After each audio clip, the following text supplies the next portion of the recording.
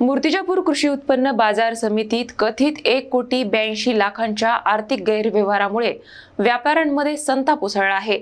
आरोपीच्या अटकेसाठी व्यापारी, शेतकरी आणि हमालांनी प्रशासनाविरोधात आक्रोश मोर्चा काढला आहे। अकोला जिल्ह्यातील मूर्तिजापूर कृषी उत्पन्न बाजार समितीत कथित 1,82,00,00,000 आर्थिक गैरव्यवहारामुळे संपूर्ण परिसरात खळबळ उडाली आहे।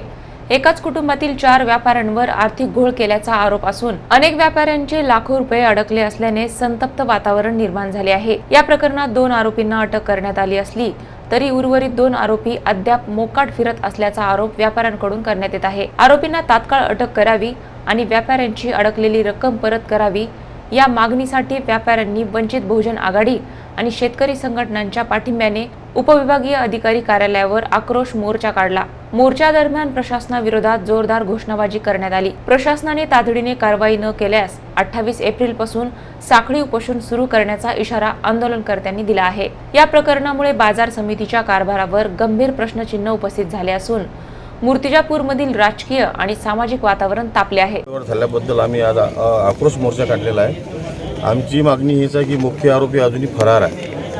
24/2 हा FIR दाखल केला कृषी उत्पन्न बाजार समितीने। त्याला जवळपास 2 महिने कालावधी होऊन गेला। 1.5 महिन्यानंतर केवल अग्रवालला अटक झाली।